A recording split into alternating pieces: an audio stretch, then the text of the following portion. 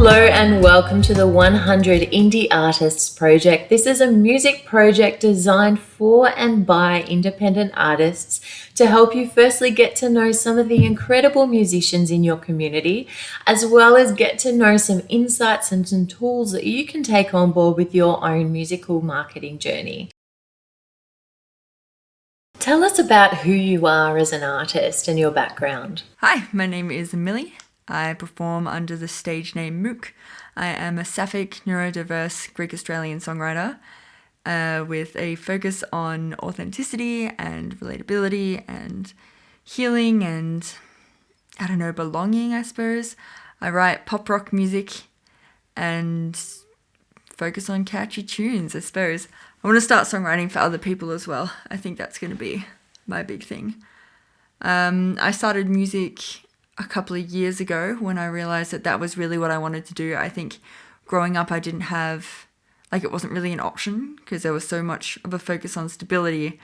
And if you're an artist and you're watching this, you know that the music industry is not a particularly stable income for a lot of people. But yeah, I always grew up knowing that I wanted to be some kind of creative, and I used to watch performances, musical theatre I think mostly, and that was the thing. I was like, oh my god, wow, these guys are so great, I wish I could do that, but that's not for me. And then I realized it only wasn't for me because I wasn't trying to do it. And then once I realized that it is, possible to do it, I'm in a position where I can just really apply myself and probably do it, that's when I decided, hey, here we go. So yeah, I started out doing film stuff, which was a little bit more stable, and lots of visual arts when I was younger through high school and stuff.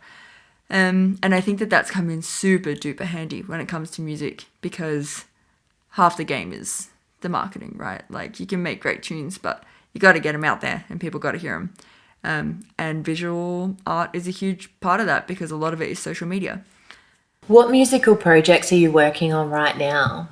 So at the moment, I'm working on being a better performer. I think my songwriting is up to scratch, good stuff. But my vocals are pretty shoddy because, I only really started learning how to sing a little while ago, and I think that I really want to focus on having the sound that I want to have, and being able to have the versatility, I think, and be able to express things the way that I feel like they should sound when I'm writing the music. I just finished a project. I ran a backyard festival to fundraise money for my little brother's top surgery. And that was my big project that I was working on for ages. And that was super successful. It was called Sliced Festival and we raised $5,000. So yeah, I guess versatile, kind of creative, but music, that's the thing that I want to do. Working on some vocals and working on songwriting for other people as well. That's going to be my next big project. Where do you feel that you're at in your musical journey right now, and where would you like to get to? I think there was a point at some point where I felt like maybe I was an intermediate kind of artist, but now I'm kind of feeling like I'm back at the beginning of my career. I'm still studying music, so I kind of have accepted that, I'm a little baby musician. But I think you get to a point where it's you start learning more, and then you start learning that you don't actually know that much. So maybe it's a defense mechanism. I'm thinking, I'm only at the start, so I don't feel that bad about not knowing things. For ages, I felt like I was playing catch up, and I don't know. That's such an interesting question.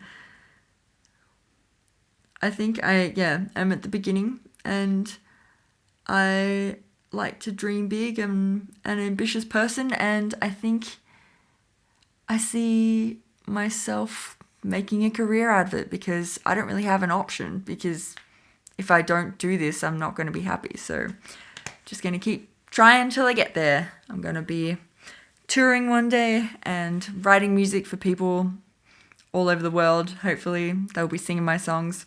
I'll be the next Sia without the ableism. What do you love most about being an independent artist? I'm not entirely sure what it feels like not to be an independent artist. I think in general I'm a pretty independent person, and I really enjoy that creative freedom. I recently got diagnosed with ADHD, and I think a huge part of my ADHD is that I need to be able to breathe and do things on my own terms and like not get stressed out and overwhelmed by the pressure from other people. So I think being an independent artist, I kind of get to be able to decide the pace that I go at, and like I understand myself and the way that I learn like a lot better than other people understand me in the way that I learn. So I think that that's really handy to be independent and not be told what to do and when to do it. I think as well, being able to do everything kind of like brings a uniqueness to myself and my brand. Like everything that I do is very me, and that makes it unique, which makes it more interesting. Whereas if there was like, I don't know, someone that was managing a lot of people, and they, like, you can see their management style coming through against all these, like across all these artists, and it's like, okay, well, you got to really like that, the management person, to enjoy all these artists, you know? What do you find the most challenging about being an independent artist? I think that sometimes in being independent, like I love that I get to make all the decisions, but I also hate that I need to figure out what all the problems are on my own and figure out like what I need to do next and what are the solutions. And like, yeah, I feel like I am still kind of at the beginning of all the stuff that I'm doing, and it's like, well, I don't know what I don't know, you know? So there's like all this tricky stuff behind the scenes with music that like you need to register for stuff, and like how to get income and how to put yourself out there, and like what, like there's so much stuff that just the average person doesn't know about, that you have to take initiative and go and learn it. And it's not like too difficult, but when you don't know what you're looking for, that's the hardest part. What has been your experience in marketing and promoting your music? I actually love the marketing and promotion side of music. It might be just because I feel like I'm better at it because I've done that kind of stuff for a while. Like I just kind of, I don't know, it kind of comes easy to me as well, like posting on social media. Like I really get that dopamine rush when people are responding to my content. So I think like that really drives me to make great content and to post about it. Yeah, it's really rewarding to see like the direct impact and the response and the stats and like all of that, seeing people liking it and commenting on it and sharing it. And that's, I don't know, I find it's just like kind of part of the process. I think that's why I like the music industry so much, because there's so much to do, and that's, you never get bored, you know? You write your music and then you produce it, put it out, make a graphic for it, think about it visually as well. Yeah, I'm such a visual person, but somehow here I am in audio. What has been one thing you've learnt along the way that has been the biggest game changer for you in music marketing? I think the biggest thing that I learnt about music marketing that was like the game changer for me would be that I could do all of it myself. Like there's a lot of articles and like bios and stuff, like the artists are writing them themselves and they are sending it off, and people are just putting it on their website or their platform. But really a lot of the time, especially with independent artists, they're just doing it themselves. You don't need someone else to be writing about you. Just write about yourself in the third person, and that's how it works, you know? Like you have so much more power than you think that you have. And yeah, it's kind of, that's it. Like you can do so much, and you can learn so much, and like you can just go on the internet and learn how to do anything, and options are limitless, and that was the game changer. What has been your experience with building a fan base, and what have you learnt along the way? I don't have a super huge fan base at the moment, because I am still kind of starting out. But I would say that my fans respond really well to like authenticity and genuine connection rather than like the sophistication of the music or like trying to be super fancy or like impressive or anything. I feel like if I'm vulnerable about hard parts of my life and I'm singing about that, that's what people connect with. And I've had people come up to me after shows. I sang this song, I think I've spoken about this in interviews before, but I wrote this song called Red where I was really angry with someone, but I didn't want to yell at them. So I wrote this song as a replacement argument.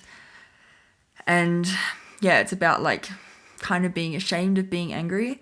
And someone came up to me and he was like the happiest dude. And he's like, dude, I feel angry all the time, but I feel like I can't express it. And the way that he opened up to me because of that song, after that song, that was really cool. And I felt like, yeah, that was like a genuine connection. It was rewarding for me and it was rewarding for him and for the audience. And I think that, yeah, being brave and holding space for people, that's been how I've been building a fan base so far. Earning an income within music can be very challenging and often requires a diverse source of income streams. What are some of the streams of income you have relating to your music?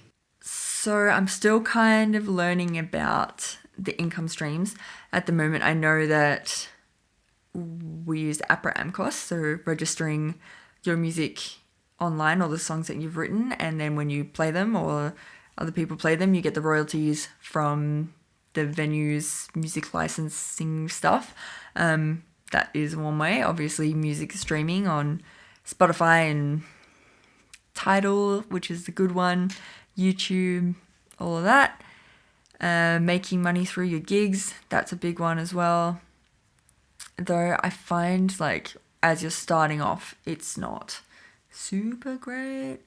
And actually just like playing gigs at pubs and stuff doesn't pay that well. But if someone is, I mean, like when you're playing a gig at a pub, like when you throw your own gig, that's so much time and money, and that's difficult to make too much of a profit off of. But if someone is hiring you to sing your music or covers or whatever, just that for like the vibe and the atmosphere, that's kind of more what you can make money off of. Busking is like a huge one, I think, for a lot of people in my circles. And I think with that thing that Melbourne did recently, paying the artists to like bring the vibes back to the street, that was really cool. I also am a huge fan. Well, I'm only a huge fan of this because it really worked for me. I did some research and I found out that the largest amount of income for musicians through the pandemic or through like lockdown in Melbourne was just merch. And because like you couldn't go out and you couldn't tour and you couldn't do any of that. So I made a bunch of merch and I just sold merch to like friends and family to help kickstart what I wanted to do. And so then I had some money to start making music and like producing it and doing all that. So yeah, if you're good at designing or like, yeah, make some cool merch, like something that's a bit different to everyone else's stuff, because people don't want to just wear the same crappy t-shirt, you know, like do something cool. And that I think is a successful route for income for a musician. Yeah. What advice would you give to an artist that's watching or listening to this who is beginning to embark on their own independent musical journey? I think my biggest advice for emerging artists would be to not be a perfectionist, because that is a hole that a lot of people get stuck in. In the nicest way possible, people don't really care what you're doing until you do something amazing, and then that's when they start paying attention. If you're just like making stuff and putting it out in the world and it's not very good, people, like, it doesn't matter, like, who cares? Just, you have to be bad at something before you're okay at it, before you're good at it, before you're great at it. So just make something, just do anything, put it out there, and then that's also like a great step to learning, you know, and then you can look at your own stuff that you've actually made instead of trying to make something perfect the same, like the first time and getting stuck on it. If you make something, put it out there, and then you go and look at it again, you're like, oh, okay, I see how I can do that better now. And that's encouraging to know that you've learned how to do it better, and then you get to make something better. So yeah, don't stress too much about it. Just put your stuff out there and you'll be learning on the job, really. Yeah, that's all I got for you. Thank you so much for having me. Again, my name is Mouk, M-O-U-K, with a full stop on the end, because when I was young, I thought it was cool to be pretentious and I never grew out of it. Find me on all socials. I also am doing visual works as well. That's another little income stream. So yeah, hit me up if you want to listen to my tunes or work together or have some visuals. Cheers.